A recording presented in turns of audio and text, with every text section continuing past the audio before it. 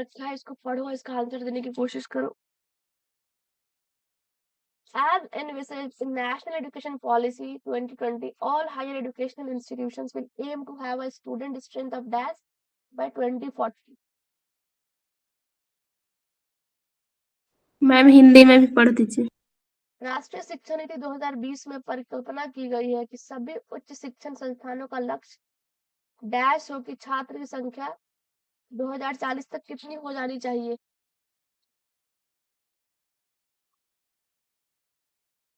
मतलब 20 साल का टारगेट है। 2020 में एनईपी आई, 20 साल के बाद स्ट्रेंथ कहाँ तक पहुंच जानी चाहिए। चलो बताओ आंसर, पीवाईक्यू है ये।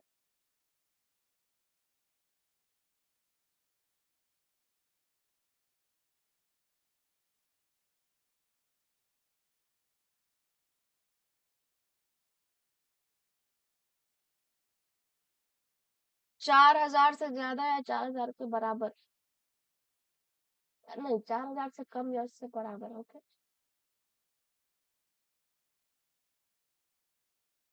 ज्यादा है, 4,000 से ज्यादा है तो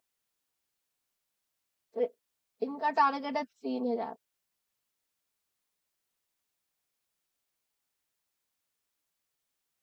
आप तो बराबर बोले थे। हम बराबर में भी तो हो सकता है। बराबर या उससे ज्यादा, इतना तो होना ही होना है। ठीक है, ये बताओ, राष्ट्रीय शिक्षा नीति 2020 के अनुसार राष्ट्रीय उच्च शिक्षा नियामक परिषद को छोड़कर सभी विषयों के लिए एकल बिंदु नियामक है। किसको छोड़कर था, हमने आपको बताया है। एनईपी किस पे लागू नहीं हो रहा था?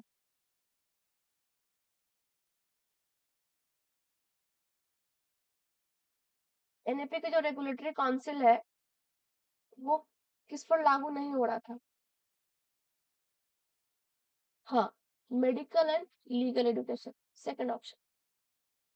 इनकी अपनी खुद की बोर्ड है, वो देखती हूँ इनका।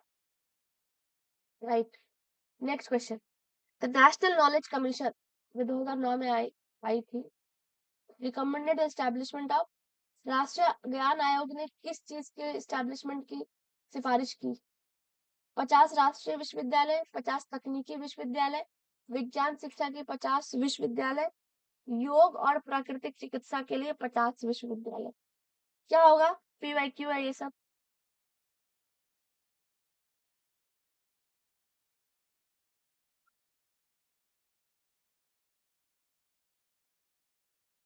आंसर दो। Second, third, okay, third.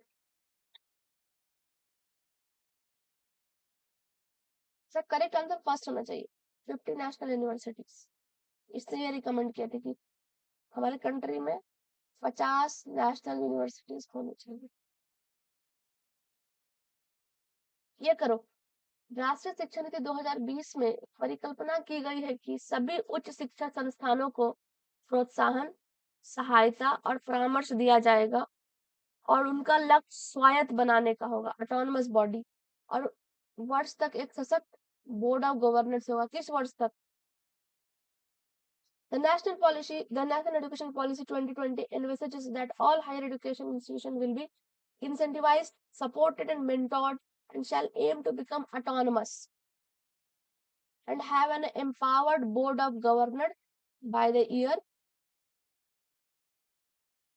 third। Tanya ने थर्ड बोला इसके लिए या किसी और के लिए? चलो बताओ, इसके आंसर्स बताओ। देखो, इस तरह के क्वेश्चंस पूछे जा रहे हैं पीवाईक्यूज में, तो आपको इस अप्रोच से अपना तैयारी करना है इस टॉपिक को लेकर। इसे करेक्ट आंसर थर्ड होना चाहिए। हाँ, 2035 तक। 2020 में आ गई पॉलिसी, 15 साल का टाइम दिया गया है। 15 साल के अंदर जो यूनिवर्सिटीज हैं, जो कॉलेजेस है, जो इंस्टीट्यूशंस हैं, हायर एजुकेशन इंस्टीट्यूशंस, वो अपने आप को ऑटोनमस कर ले और उनके पास खुद का बोर्ड ऑफ द गवर्नर होना चाहिए इस साल आते आते। ये इजी है, बताओ। स्वतंत्र भारत का पहला शिक्षा आयोग कौन सा था? माध्यमिक शिक्षा आयोग, शिक्षा आयोग, विश्वविद्यालय शिक्षा आयोग, राष्ट्रीय ज्ञान आयोग।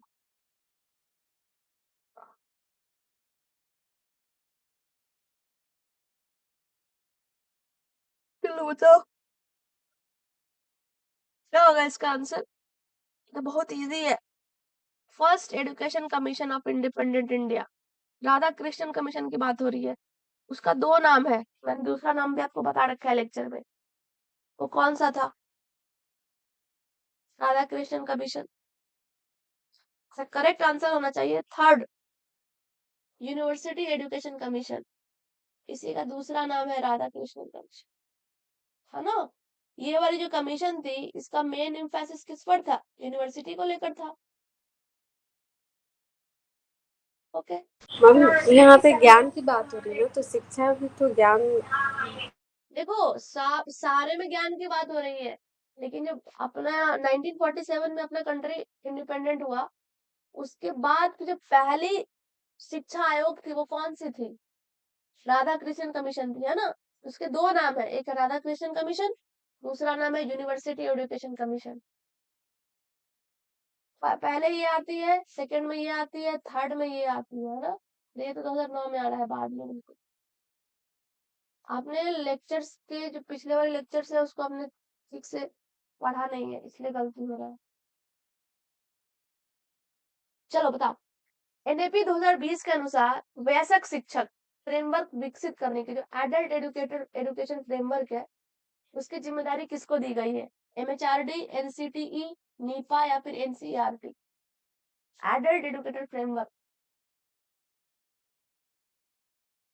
जो हम बात कर रहे थे ना एडल्ट एजुकेशन की, जो 15 साल या उससे एबव के जो लोग हैं, तो उनको जो पढ़ाने का जो फ्रेमवर्क है,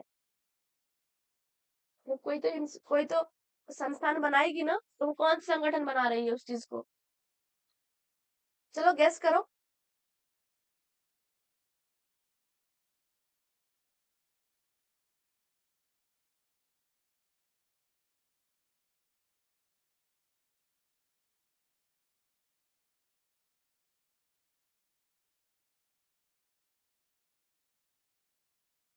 यह करेक्ट आंसर होना चाहिए।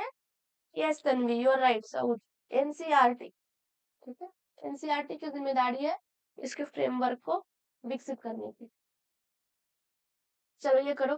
एनएपी 2020 में उच्च शिक्षा की परिकल्पना की गई है, मानव के साथ साथ सामाजिक कल्याण को बढ़ावा देने में महत्वपूर्ण भूमिका निभाना, समाज या सार्वजनिक जुड़ाव में कोई आर्थिक योगदान के साथ व्यक्तिगत उपलब्धियों के लिए सक्षम प्रणाली, एक प्रणाली जिसमें संज्ञानात्मक कौशल के विकास और अधिगम परिणामों को प्राप्त करने पर कम बल दिया जाता है, पूर्व विद्यालयों से उच्च शिक्षा तक सीखने के प्रत्येक चरण में शामिल किए जाने वाले लक्षणों और मूल्यों के पहचान गए सेट के साथ एक प्रणाली, एक ऐसी प्रणाली जिसे प्रणाली के सामने आने वाली चुनौतियों को दूर करने के लिए पूर्ण स्फूर्तिदायक की आवश्यकता है, मतलब कंप्लीट ओवरऑल। बताओ इसका आंसर, मल्टीपल करेक्ट आंसर चाहिए। Playing an important role in promoting human as well as societal well-being, enabling system for personal accomplishments with no economic contribution to society or public engagement, a system with less emphasis on development of cognitive skills and achieving learning outcomes, a system with identified sets of skills and values to be incorporated at each stage of learning from preschool to higher, a system which needs complete overhaul and energized to overcome the challenges faced by the system. Yes, fourth कह रहे हैं, मतलब ए, D और ई। मुझे भी यही सही लग रहा है, फोर्थ होना चाहिए। यस, यहाँ पे नो इकोनॉमिक यहीं पे गलत हो जा रहा है, less emphasis on cognitive development यहीं पे गलत हो जा रहा है। कॉमन सेंस से भी आप ऐसा बना सकते हो अगर आपने नहीं पढ़ा है तब भी। नेक्स्ट, उच्च शिक्षा के नियामक प्रणाली को बदलने के लिए एनईपी एचईसीआई भारतीय शिक्षा आयोग स्थापित करने का प्रस्ताव करता है। निम्नलिखित में से कौन एचईसीआई के ऊर्ध्वाधर मतलब वर्टिकल्स है? मैंने आपको बताया है, higher education council of India है जो नई वाली प्रपोज की थी एनईपी ने, उसके मैंने आपको बहुत सारे वर्टिकल्स बताए थे। बताओ इसमें कौन है?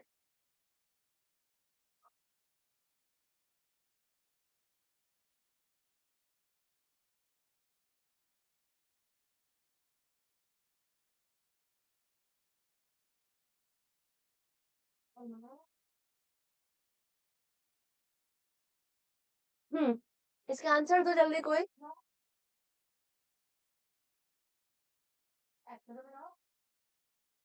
Third, A, C and E. Okay, और कोई? नहीं होना चाहिए। NHRC HGCS करेक्ट है, थर्ड है इसका आंसर। ये बताओ, NAP 2020 recommends that the duration of the B.Ed programs will be of। NAP 2020 की सिफारिश है कि B.Ed कार्यक्रम की अवधि कितनी होनी चाहिए? 1 साल, 2 साल, 3 साल, 4 साल, 5 साल। Multiple correct options.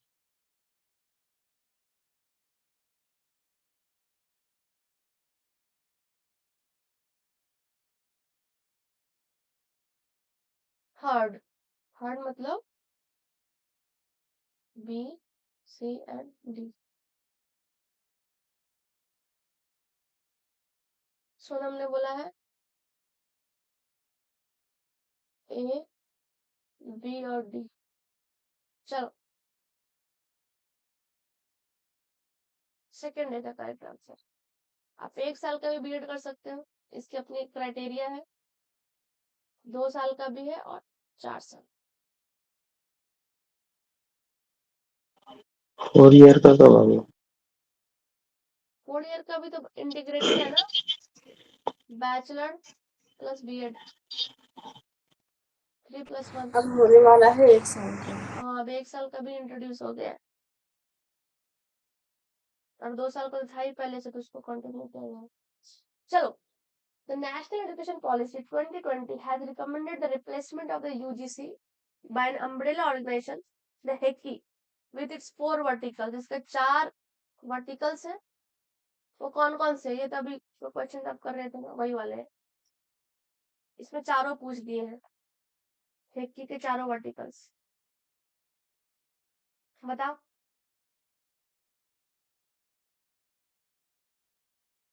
इसको बहुत आप एलिमिनेट कर सकते हो कॉमन सेंस से। कौन सा नहीं था? मेडिकल एंड लॉ, तो इसको निकाल दो, सी नहीं होगा। आप सारे जगह का सी काट दो। देखो, फोर्थ हो गया correct answer.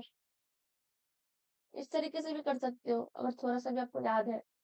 Medical council of India और बार काउंसिल ऑफ इंडिया, ये दोनों नहीं आता है।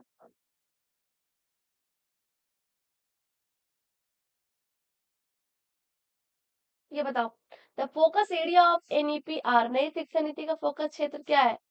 Establishment of community colleges, setting up of skill mission in rural India, institutional restructuring in the education sector, समग्र शिक्षा प्रदान करना, उच्च शिक्षा की नियामक प्रणाली को बदलना।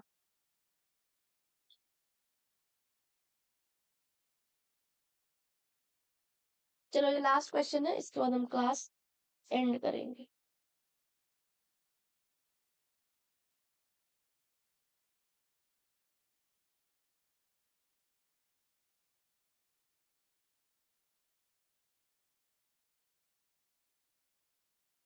जल्दी से इसका आंसर दो।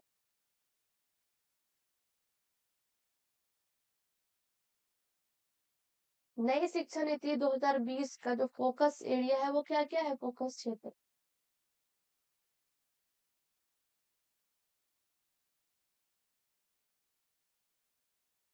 फर्स्ट मतलब ए बोला है सोनम ने, बी एंड सी। सऊद ने सेकंड बोला है, बी, सी और डी। और कोई आंसर दो।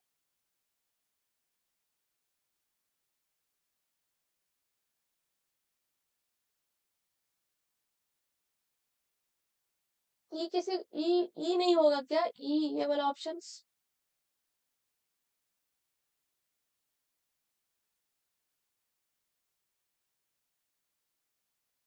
अभी तो आपने ये देखा ना, रेगुलेटरी सिस्टम का पूरा बात कर रहा है, ये वाला नेशनल हायर रेगुलेटरी काउंसिल। ई तो होना ही है, बताओ नहीं होगा ई? इसको तो होना ही है।